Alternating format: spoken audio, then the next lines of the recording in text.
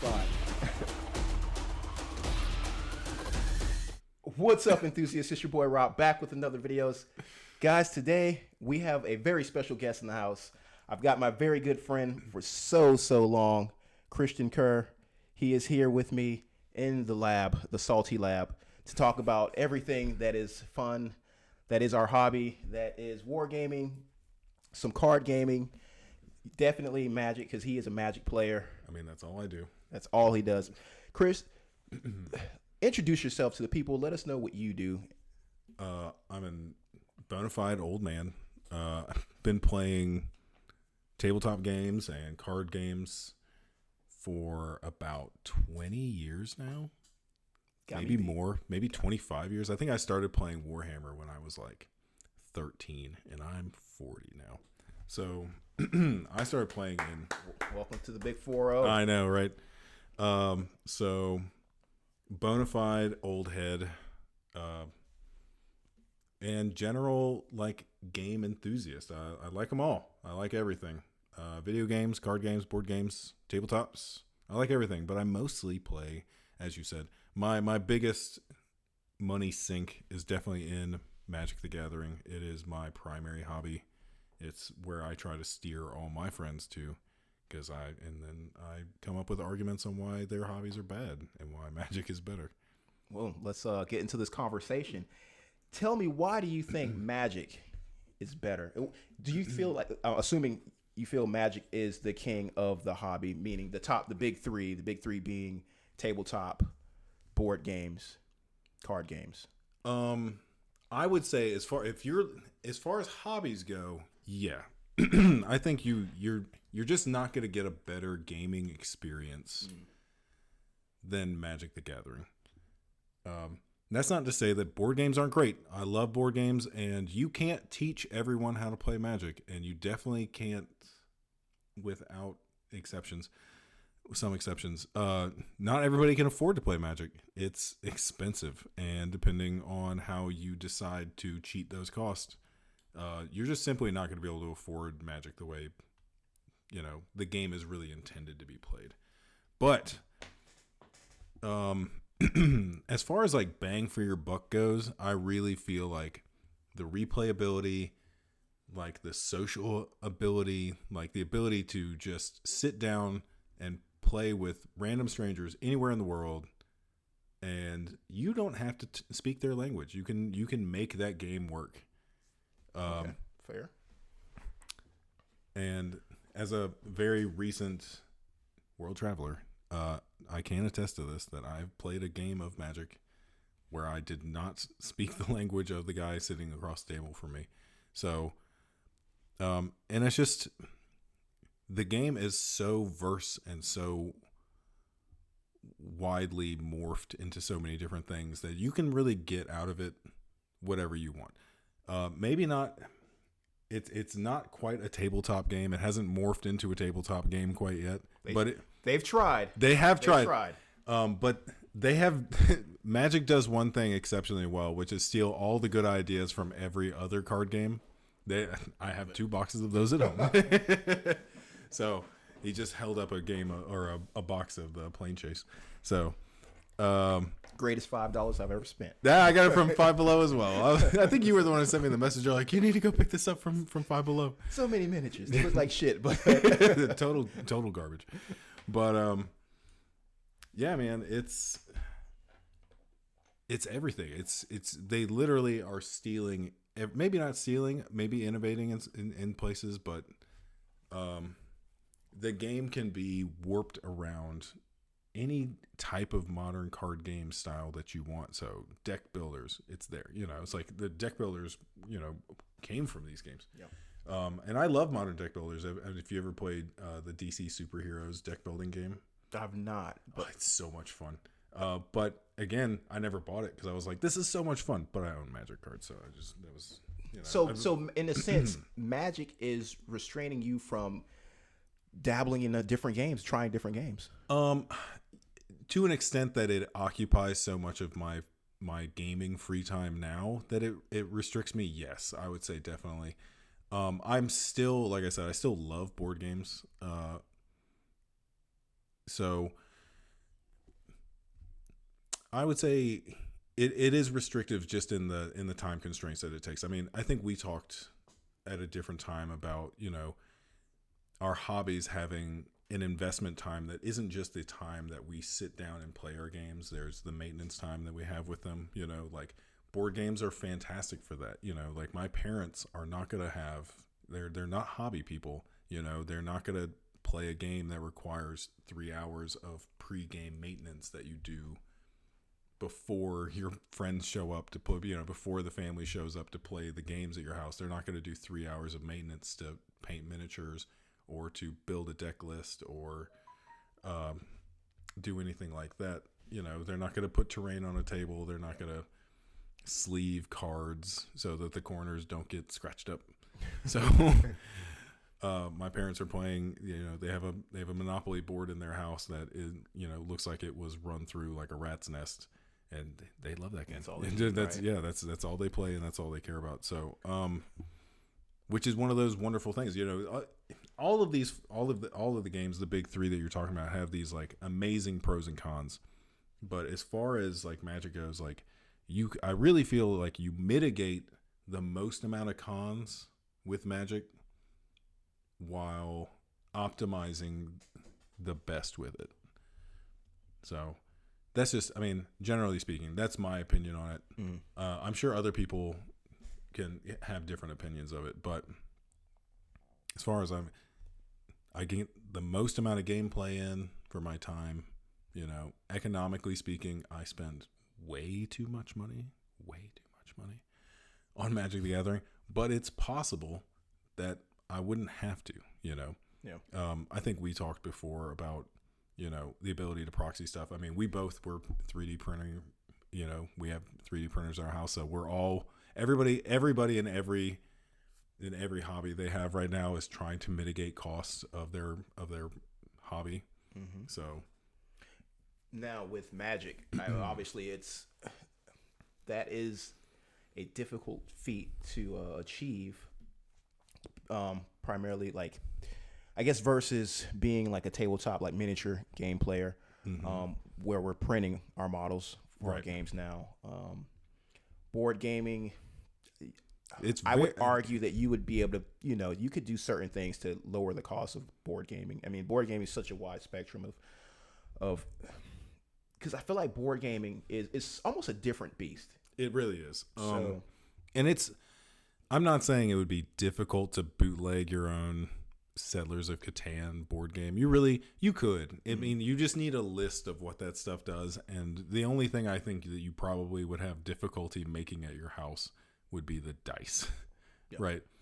Who doesn't have dice though? Right. So. Exactly. Who doesn't have dice? So if you can find 2 dice, everything else in Settlers of Catan can be cut out of cardboard. You really don't need a Settlers of Catan board. Yep. This is a project you could do with like 2 6-year-olds at your house if you didn't have any money, and make your own Settlers of Catan board if you bootleg the rules offline. Right. So question. So do you feel like you would still achieve the same amount of fun bootlegging your own Magic deck? So say you're just going to print off your own cards. Do you feel like is it viable? Do you think you could sit down and enjoy the game in the same way that you would if you purchased that deck of cards? Absolutely. Okay. I think recently, especially since the printing of the 30th anniversary edition, where like the big bootleg controversy was kind of put to rest, and everybody in the community, at least in our area, widely just agreed that we don't care about bootlegs anymore. We don't even care about like straight up lazy bootlegs. It used to be a thing where it's like, if you like, I have a lot of like very, very, very nice counterfeits. Like people ask me like, "Hey, is that a real Gaia's Credo?" And I go, "Oh my gosh, it's so real." Let me tell you, I got this thing back when it was $60. Yeah. Been playing for so long, and I just never let them look at it that close. Don't look at the other side. Yeah, exactly. Don't flip that card over. Don't take it out of the sleeve.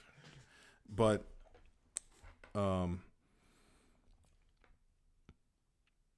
it doesn't detract from the game at all. And if anything, I still play, and I play games all the time with people who were literally just writing with Sharpies on blank cards now, Mana Crypt, Savannah, whatever, Taiga, these super expensive cards, because to approach a certain level of power in your decks and to approach a certain level of gameplay in your decks, you just kind of have to have these cards in there that cost hundreds of dollars, and nobody can afford to play the slow stuff because, Okay, so aside from, I guess I don't know if we're going to say that's the meta of the game, but being competitive, I've only come across playing against someone with a proxy like once, way back in the day, back when I was playing Magic still.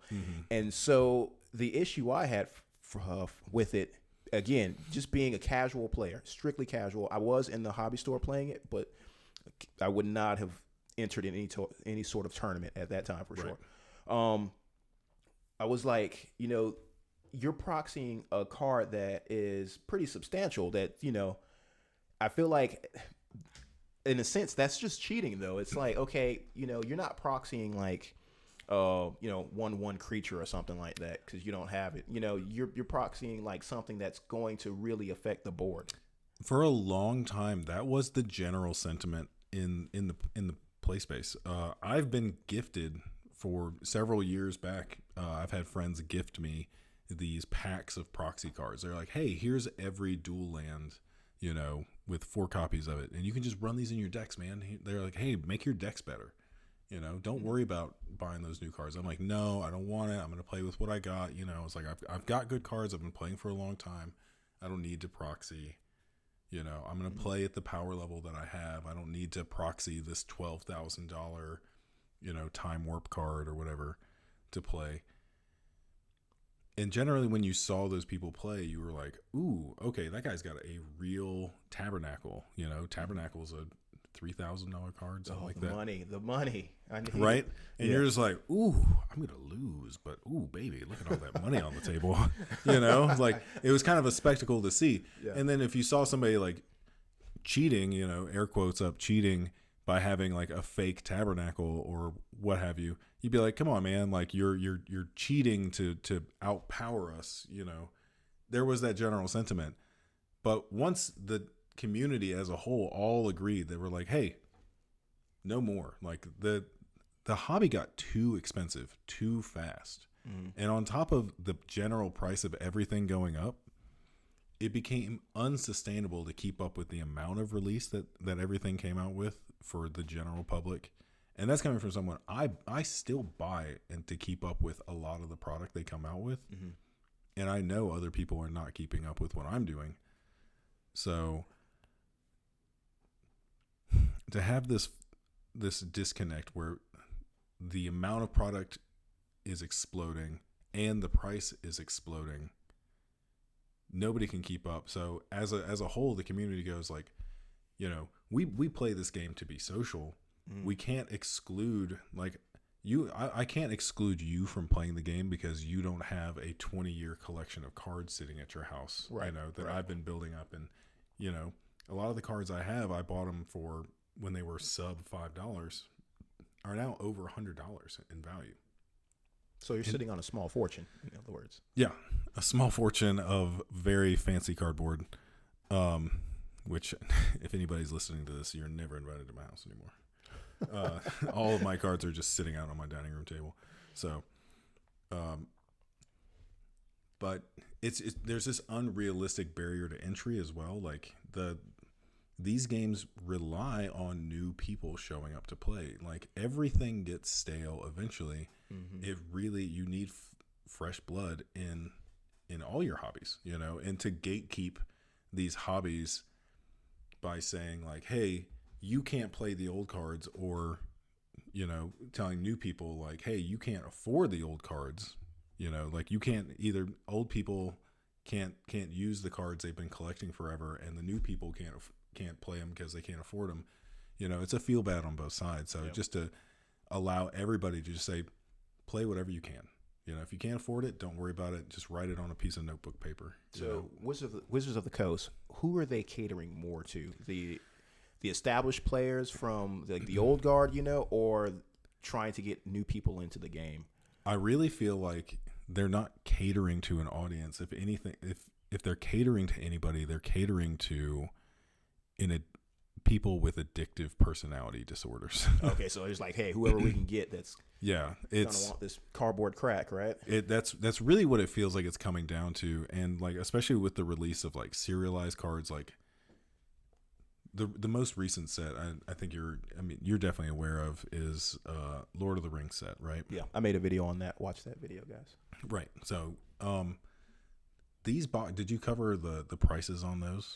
I did not. See, that's one thing I'm not into Magic, so I don't really. I've heard some of the prices being high, and I'm like, whoa, that's an expensive card, but I don't know what's expensive anymore, you know? Right. So all these numbers seem. I mean, a $10 card is expensive to me now. So I mean, a $10 card is still expensive to me. It always has been. I used to have a rule that I was like, if a card costs $10, then I'm not buying it. I was like, there's no way, it can't be that valuable. Mm-hmm. And now I'm like, ooh, a $50 card. I better pick up one of those before the price goes up,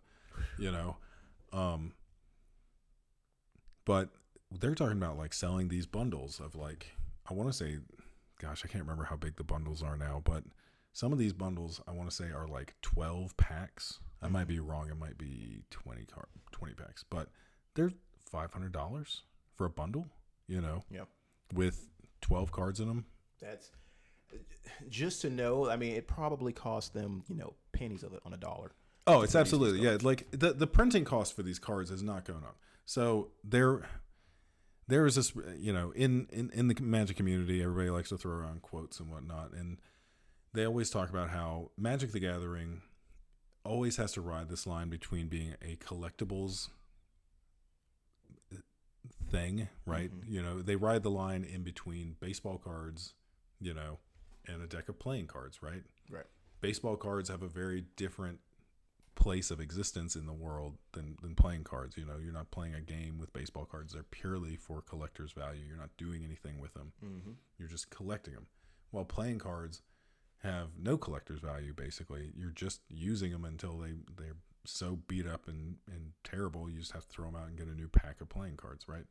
And Magic cards have to ride this weird rift between them where they are selling collectibles that they expect you to use, right? Mm-hmm. And when you're selling a collectible that recently had a bounty on its head of $2 million, which was the One Ring from the Lord of the Rings set, if anybody's not aware, the serialized one of 500, so the 001 of 500 for Lord of the Rings set, the One Ring. If you found that card in its most rarest form, that's a $2 million. That's $2 million known, and that's without even a bidding war. That's just what someone said. Hey, I'll pay $2,000 for that. A company. I want to say a company somewhere in Europe, mm-hmm. Either Spain or Germany, just put up a bounty, and they're like, "Look, did you find this, and you don't know what to do with it? We'll give you $2 million. Let's start opening some packs, boys." That's the problem, and that's what everybody. As soon as they turned it into a collector's thing, nobody can afford to play this anymore. You're not going to buy a bunch of these cards, and it's just crazy to think that when I started playing Magic, I was 13, 14, maybe 15 years old. Mm-hmm. These packs were, I can't remember off the top of my head because my mom was buying them for me, but I want to say they were $150 to $250 for a pack. For a pack. Okay. Right. Not to cut you off, but that's maybe a little more expensive than that when I was buying cards, and I was buying cards from like Walmart. Right.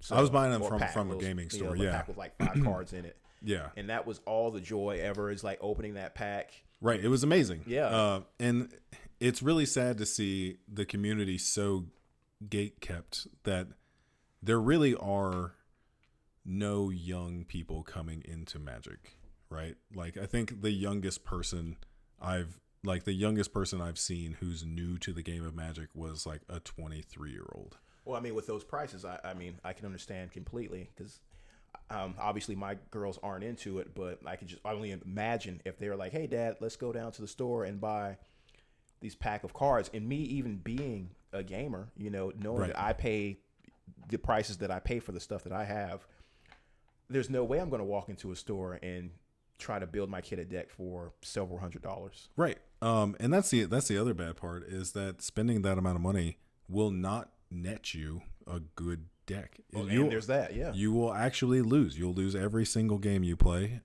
If you go out into the wild and play with strangers, everyone will just beat you up, and they'll say that you need to buy better cards, and then you're immediately in the trap, right? That's not to say that these costs can't be mitigated, right? Okay. So obviously, but you really need a guide. You'd have to have someone like walk you through the world of Magic, and you know. So you don't think it's not possible for me to say, okay, I have a good understanding of the game. I can go and buy inexpensive cards, the cheapo cards, and put together something that is, you know, that can stand on its own, that can, you know, deal some damage, that can do whatever, you know, these high dollar cards are doing. Within reason, you can. Okay. What's that price? What's that price though? What do you think? What do you mean? Do you think I can walk in with $30 and put together something that'll? Yes, you can. And it depends. Formats matter, you know. Okay. Pick a format. Pick a format, and we'll bounce off. Well, let's pick like the biggest formats right now. So EDH, which is Commander, is the biggest format at the moment. It's a casual format. For anybody who doesn't know, it's casual, which means they're not running any tournaments for it normally. It's not like the rest of Magic formats where they're organized, where every time you play the game, it's in tournament format. These are just casual games, so you get together with any unspecified number of players, but the standard is 4, and you would just sit down at a table and play a game with 4 other people with no stakes on the line at all. Okay. You're not trying to advance in placement at a tournament or playing to try to win prizes. There is a subset of Commander that is competitive, that they do play for prizes, but let's start with the ground floor then. For Commander, I'm walking into our local hobby store, and I've got $30 in my pocket. I'll give you tell me how much I need to spend. Okay. To just start out. Let's start with this just starting out, and then we'll go to that like first level of being competitive. I think we would have to start out with like a super knowledgeable person, Yeah, that's why you're here. In Magic could come in and create a deck for probably a really competitive deck for as little as $10 might be pushing it. Okay. Could make a deck that competes at a casual level. So you and I walk in, you're guiding me, you're telling me this is what you need to buy. You're pointing the cards out. With a guide, you could do it for $10. For $10, okay. Right. Of real authentic cards. Now, if we're talking about that you own a printer at home, or you're willing to go to the library and use their printer, sky's the limit, boys. You do whatever you want. All right. No, these have to be legit. We want them to be able to not necessarily play a tournament, but we want to feel that intrigue of actually having the cards. Right. You want to open official cards. You want to have the official cards. With a good guide, you can do it very with a lot of options as well. You can have it whatever you want. Probably for like around $25 to $30. So $25, $30 is the entry fee, and that's actually pretty good. I feel like that's on par with your lower tier miniature games. Right. So okay. Which I don't think is bad, but again, I don't think the depth of knowledge that is needed to make those decks work, to pilot them, is there for entry level players, right? Okay. Which is another problem with the direction that Magic is going. So, not to cut you off, but just to make sure I'm understanding completely. So you're saying you get this $10 deck that a knowledgeable person put together for you. You're saying that beginner will then not know how to actually, like you said, pilot that deck. So he's essentially have a $10 paperweight when it comes to actually playing the game. Right. They're just or 25. maybe not so bad as a paperweight, but they're not going to have the experience and know how to sit down at the table and really pilot that deck to make it do what it wants to do. Okay. Because they don't know what cards to look for and when to play them. They don't know the lines of play. Threat assessment isn't there yet. There's just a lot of things that come with experience in playing the game. All right, so if you've got $25 deck in your hand, only play with friends. Yes. No.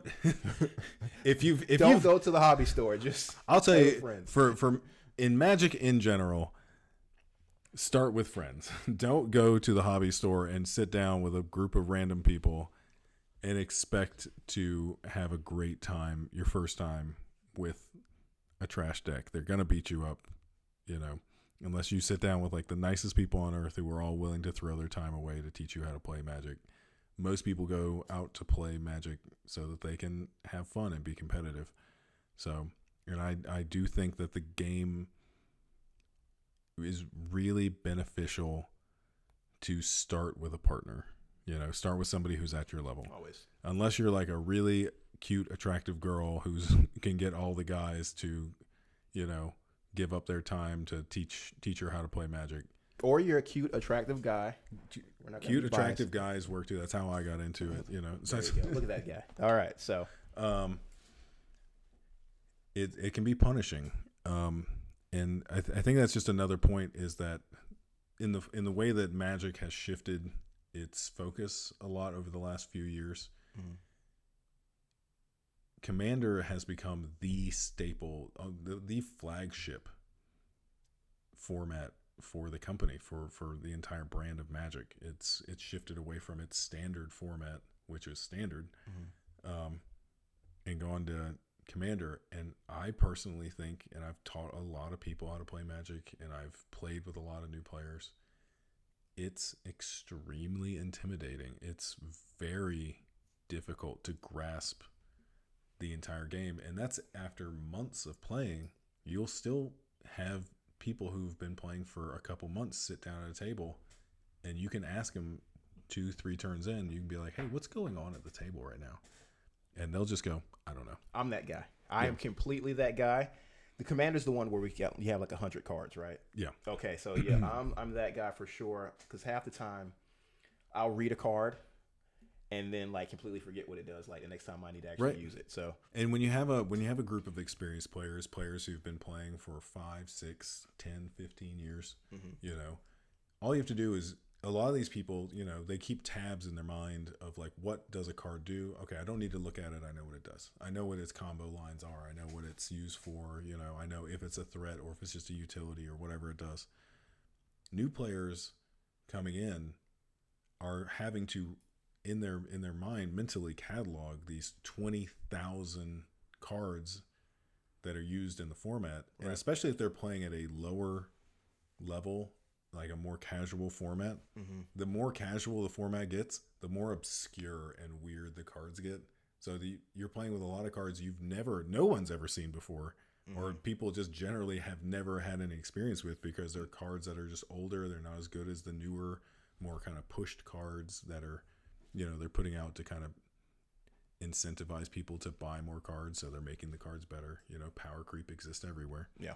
So they're using older cards. And so some of these cards, they're using are from 20 years ago because they're cheap, and they're, it's easy to get a budget deck together with these cheap, slightly worse cards that essentially do the same thing, but they're worded weird, or they're worded poorly, or the rules have just changed since then. So the wording on them isn't even what's actually meant to be there. Like there are a lot of cards in Magic that there's old rules for how artifacts used to work, that their effects would turn off when they're tapped, right? But it doesn't say it anywhere on the cards.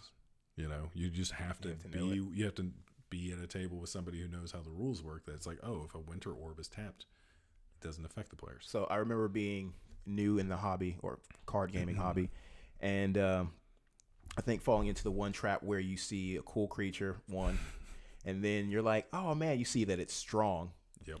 But then it's got like the cost for it was like, like 5 green, like a black, and then 2 or 3 colorless, whatever it was, right? Yeah. Just something crazy. And you're like, man, I'm gonna put like 4 of these in my deck, and you're just like waiting. You just never get the mana, or it just never pans out right, and you know.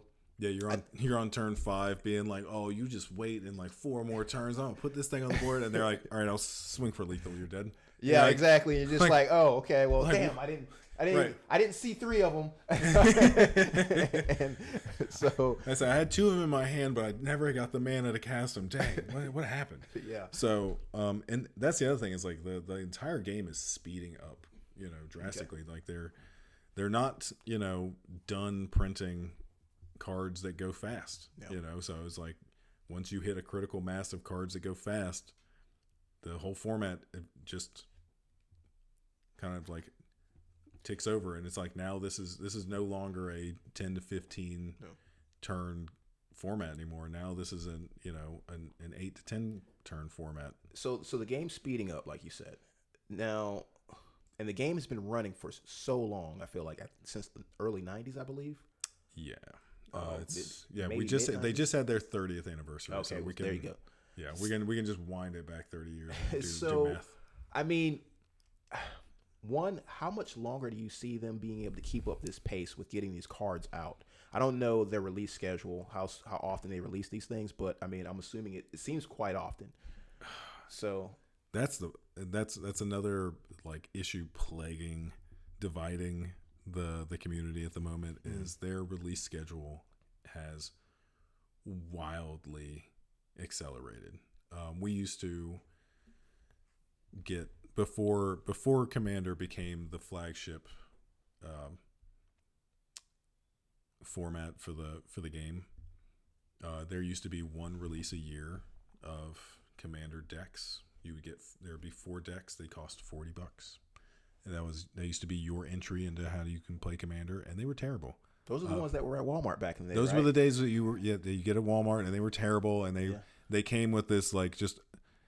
It was basically 3 decks that they only half built, and then they shoved all of them into. And you'd be like, "Boy, if I just had one of these other types of cards, this would be really good." And then the only way to make any of them work was to take 2/3 of the cards out and then replace all of them to make it like one feasible like deck. And I'm sure they knew that, so they're like, "Aha!" Yeah, exactly. But at the time, it didn't matter because all the cards you wanted for it were really cheap, right? Because everything was out of standard.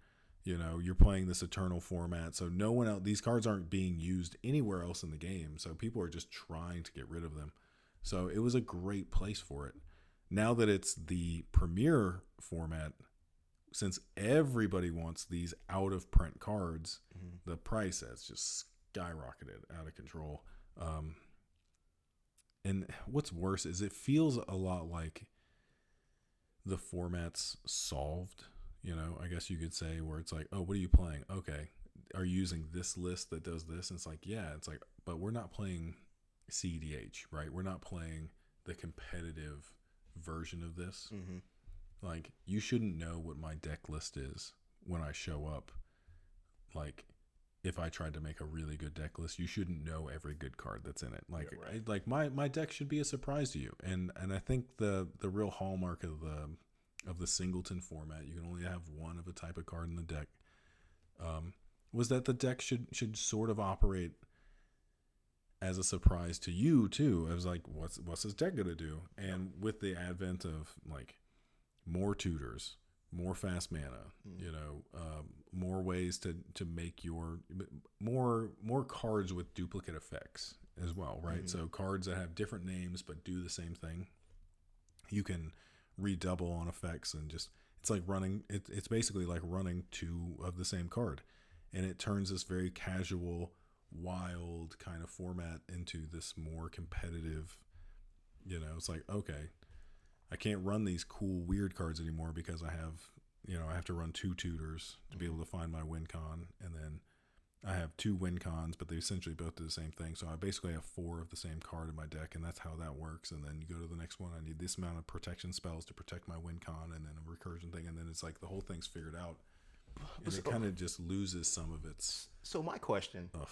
Yeah. My question is, I mean, the mindset of the player, I feel like it's the player's fault at this point. I mean, obviously, It is. WotC is going to print the cards, but the way that you're kind of calculating your attack strategy, I mean, I feel like that's completely up to the player. It is. And so, I mean, should the players get some of the blame in this case? Yeah, absolutely.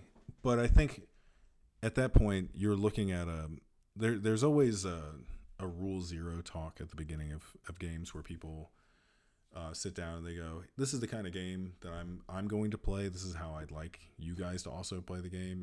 Let's not go absolutely wild, with what we're doing. Mm-hmm. Let's kind of try to keep it a little casual. So there's some understanding. There's an understanding. People will tell you like, hey, I'm new, or hey, I don't run proxies, or I don't, I don't have a bunch of super powerful cards. I'm still just trying to learn, and people will try to adjust to that. I can respect that.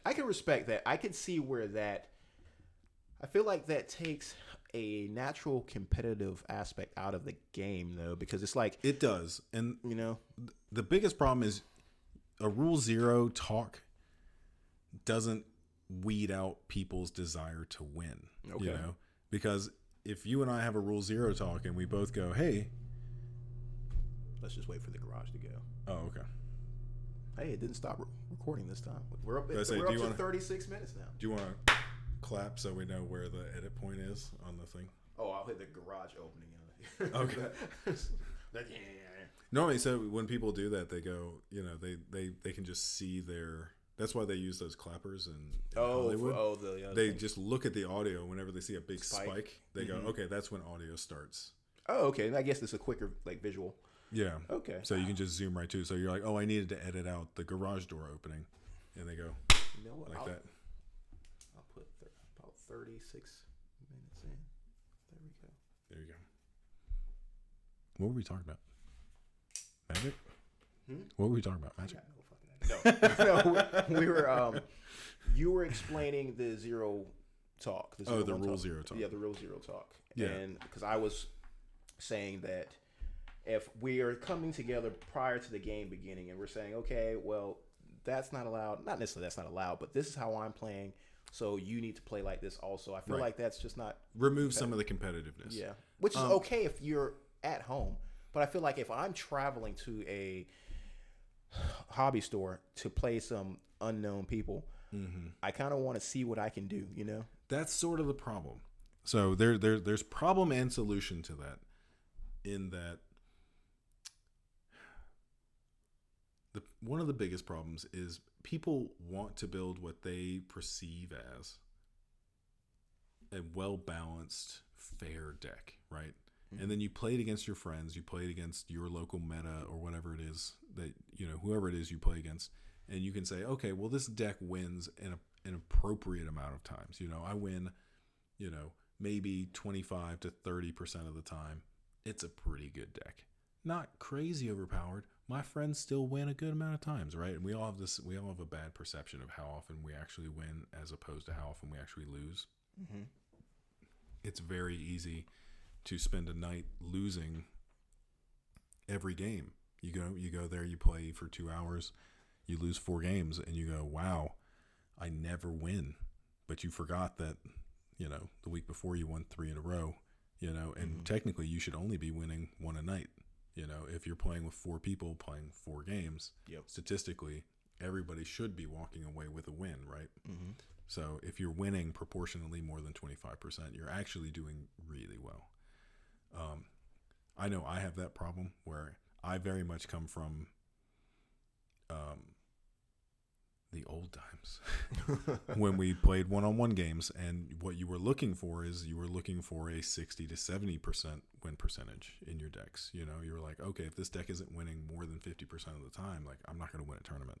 So like, I got to push it. And I still have that mentality when I go and sit down at a commander table and I go, okay, well, I lost this one, but I better win the next one. Mm-hmm. Let me get a better deck out.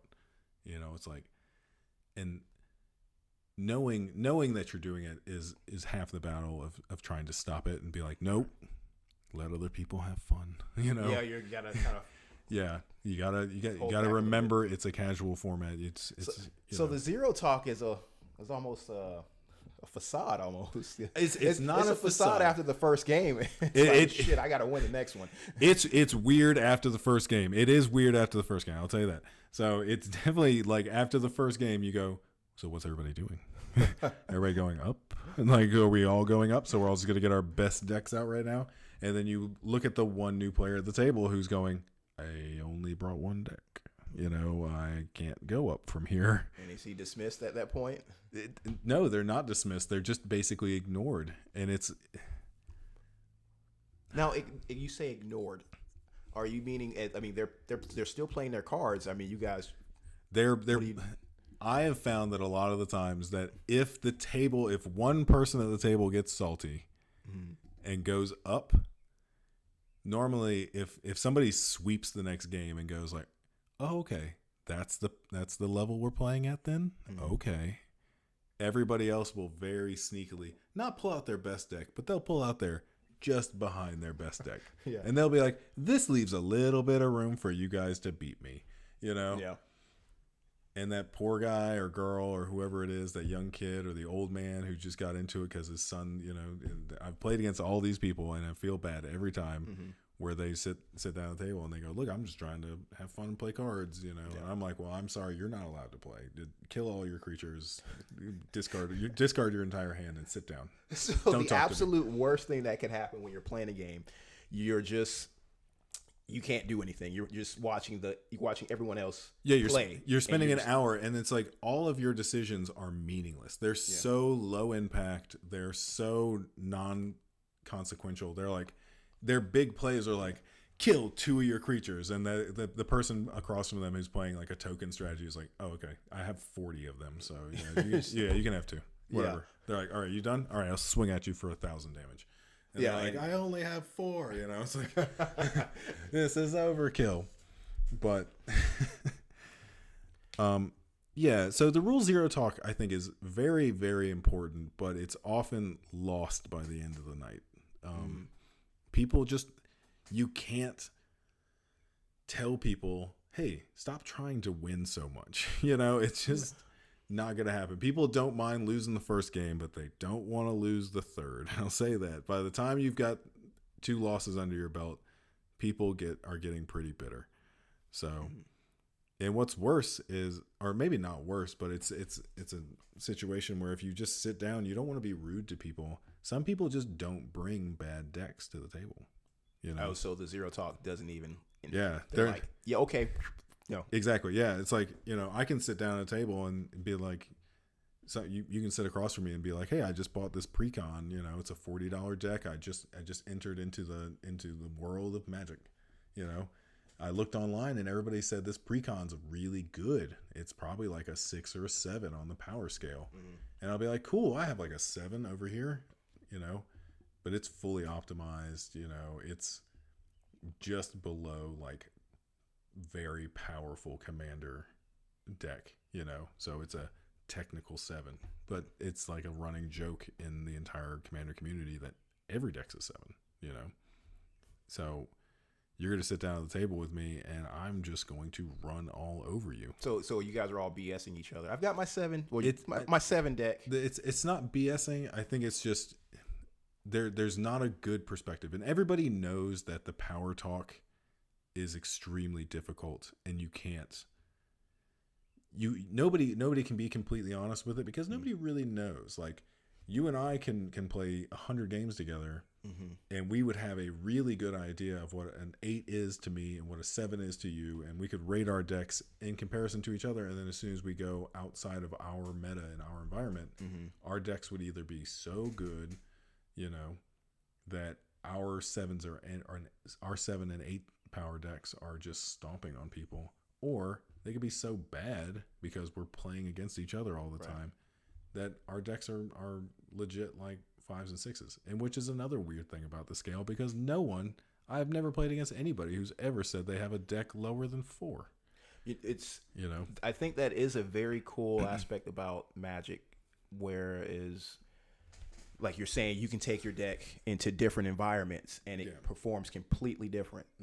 I think with tabletop miniature games, you're in a situation where I feel like you kind of know what army is the best, or what we perceive to be the best, and 9 times out of 10 it's going to be that army, and it really comes down to the dice rolls. And for most parts, I mean, unless you're just rolling terribly, I think there's not much to mitigate the amount of, I guess, damage you can do. You know what I mean? Right. I mean, it's very homogenized, and the tabletop games, with the exception of like making an army list, really bottlenecks you into like one play style. Like, even if you're used to playing, if you're like really super good at playing tabletop board games, and I'm just going to use, I'll use Warhammer since that's the one I have experience with. I think that's mine. You can check it if you need to. No, it's I know what it is. It's my alarm for work. So somebody somewhere has died. Okay. You can tell them what you do for a living. Oh yeah, I'm a firefighter for work, so I get all the 911 calls to my station to my phone. So the guy looks like a firefighter. He's one of those beautiful firefighters. Like, save me, save me. Please don't die in my area. I don't like running those calls. Not true. I actually love them, but trying not to sound like a psychopath on this podcast. We'll cut this part out. Yeah. No, it's good. It's just very homogenized, and it's like tabletop wargaming. I think this is another place where I think tabletop wargaming really falls short of games like Magic, which allow such a wide breadth of strategic approaches. Tabletop wargaming really does want to bottleneck you into a strategy. I'm going to use Warhammer as my frame of reference since that's just what I played for so long. I played fantasy and 40K. So if you played old school Skaven, it's very difficult to find a winning deck list that doesn't involve running 200, expendable rat men onto the board, because the army wants you, it incentivizes you to put 1,000 troops on the board. It's what it wants to do. There's not okay, you can play Clan Molder, or what was it, Boulder? The Boulder, I can't remember. Molder or Boulder, I can't remember. But you can play, the big rats and just play an all big rats deck, or not deck, but army. And it's possible, but you didn't see it a lot in tournament play because it just limited your options so much, and there wasn't enough give and take options on it to make it viable. Right. It's like you really needed to play in this very narrow stream, and you had room for like, okay, well, what if I wanted to play spearman versus, sword and shield, or go with like a really heavy wizard, class. Like I'm sure that anybody listening to this right now who is more on the tabletop side will go like, no, there's so much viability. You don't know the finesse and all this and the point cost. Part of me wants to say that too, but go ahead. I agree there is, but it's not to the degree that Magic has, right? It's definitely not. The complexity issue between tabletop gaming and Magic gaming is just nowhere close. I mean, if you even think about it, and I agree with you here. Yeah, we're looking at how many cards is a standard deck? Like 60 cards. A standard deck is 60 cards. Now it's easier to do a standard decks because they allow duplicates of cards. Right. But still, you're looking at how many, umpteen amount of cards that have different abilities. I can only imagine trying to play a war game where, almost every other model in your army has a different ability. You know what I mean? Right. And then every 3 months, your entire army changes. Like the rules for the army change every 3 months. It's like, it's a living game, but tabletop gaming is just it's a whole different beast. And to compare the complexities of one with the complexities of the other, there just isn't as much randomness. And it's definitely being bred out of the game in Magic as there is in tabletop gaming. Tabletop gaming just really relies on those dice rolls for its randomness. And it's really the heart and soul of those games, which I think keeps them alive and ticking. I said as soon as dice rolls, people as soon as people decide like, no, dice rolling is too messy, let's streamline this and just make combat really clean. Mm-hmm. I think that would be the death of tabletop gaming. It's like as soon as people go, it would last for like a month, and then people go, this is so boring. I would agree with you there. A game, Relic Knights, I believe the name of the game was. I believe it was Relic Knights. Correct me if I'm wrong, guys, but they had a card-based combat system, and that game never made it out of the gates. I mean, I think the Kickstarter got funded for it, right, however many years ago this was, but you really never saw anyone playing it. And the few people that played it, obviously they didn't stick around. That's that one game you always see in the bargain bin, which is rare when you go to a hobby store. You really don't see much in the bargain bin. You only see garbage in the bargain bins. So I mean, I enjoy rolling dice, and I think that's the big thing, like you said, for a lot of people. Yep. Because that's the one thing that there's no learning curve to it. You can give those dice to anybody. You say, hey, roll those. You usually just get the highest numbers you can. Mm-hmm. So even if you don't know the mechanics of your figures or their abilities, you can still push them around the table and you can still roll the dice. So you can still have that basic fun with any game. Right. So yeah. I mean, for me, I know we talked about before, like, why I migrated away from tabletop gaming, and I'm going to bring it back. I'm going to bring you back. I'm trying. We have these itty bitty tiny, not Warhammer miniatures. These metal men with plasma guns. Those aren't plasma guns. Those are. No, they can't copyright plasma. That's a state of matter. Okay, yeah. you can't copyright that. So we'll find out in 2 weeks when we get a cease and desist. So, something I'll say something I would love to do, and I know that we've played around with the idea of making our own games. You've made your own several, yep.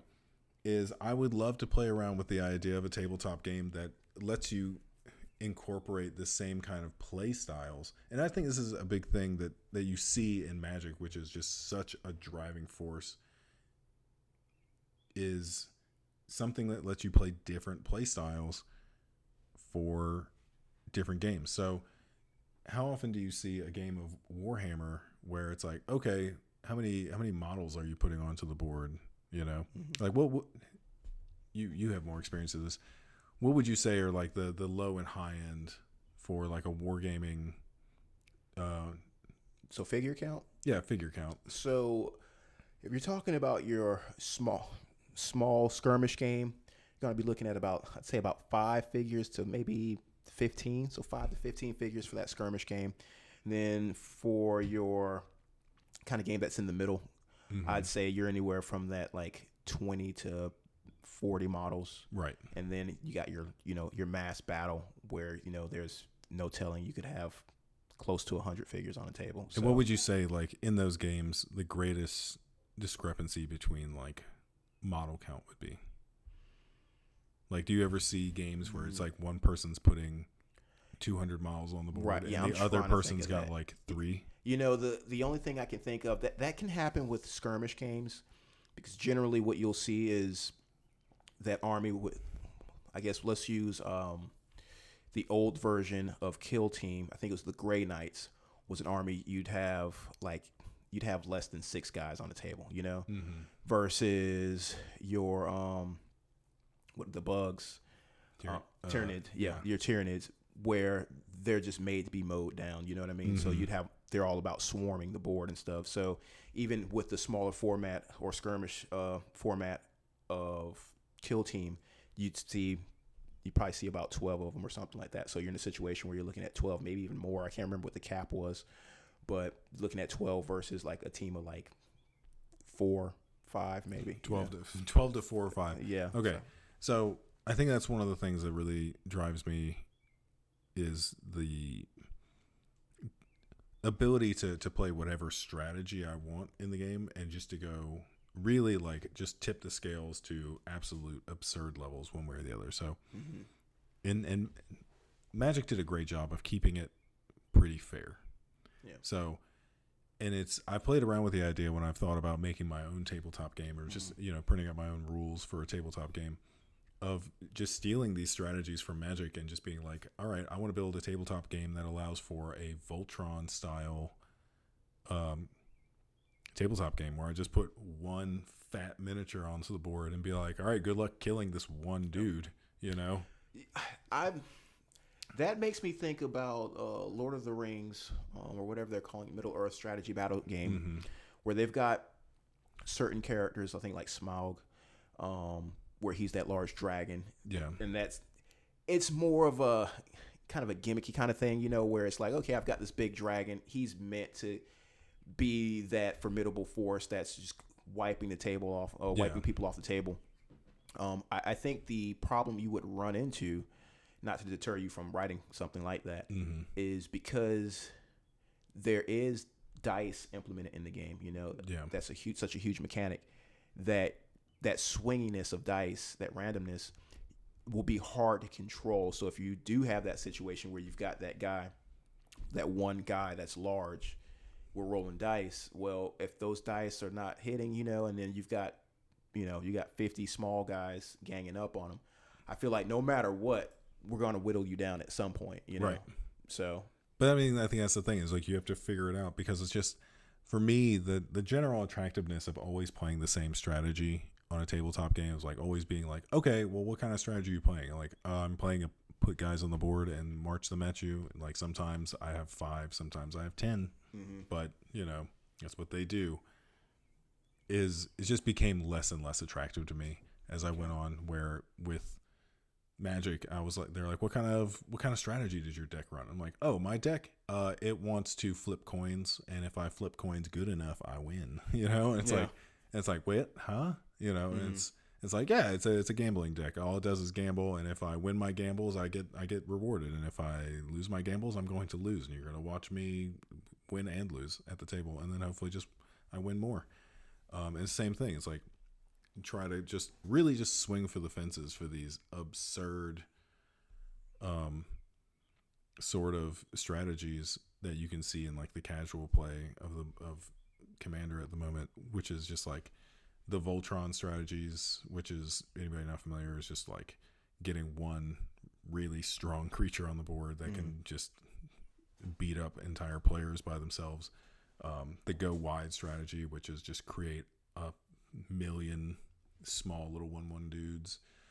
The go tall, create a bunch of really big beefy, that's your Timmy players, for if anybody's familiar with Magic, people who just want to play like a bunch of 10-10 or 12-12, giant Titan creatures, and put those guys on the board and just march them across at your enemy. Playing games where you don't play any creatures at all, and just literally just role play throwing spells at your opponent, just being like, what if I just shot everybody with lightning bolts the whole game, and I just, role played Palpatine from Star Wars and just So that's why role playing is the ultimate. I feel like role playing, not to take this in a completely different direction, but I think role playing is one of those things that you can kind of take all the elements from all the other games, and have that mixed bag and actually make it work. But it looks like we're coming up on an hour. Chris, man, it was great having you here. Thank you so much. Back again. Guys, let us know down in the comments if there are any games similar to what Christian is talking about that you guys know about, because we like to know these. We like to know them. Don't bite my mind. No. Other than that, guys, show Chris some love. Do you want to share your Instagram, Facebook, or anything like that, or hell no? I don't have any. Oh, well, there you go. You guys can follow me. Check the description below for all the different links. Want to thank Christian for coming out again. And guys, absolutely, I'm looking forward to doing this again. This is a good one. He promised me a Let's Play. Call him out in comments. We're going to do a Let's Play. Yeah, so if we get at least 20 likes, that's a low bar. That's so low. I'm gonna buy some likes online to force this next video. There we go. We're gonna do a Let's Play. We'll find out what game. We'll figure that out. With our very tiny, not Warhammer miniatures. Yeah, with the non-Warhammer. We can maybe do one-page rules. One page. Oh, that's a good. I like that. Okay, there we go. Hopefully, it is literally one page because I'm not gonna read it if it's more than one page. There we go. My attention span's just not there anymore. All right, guys, that's it for us. We'll see you tomorrow, maybe. Maybe.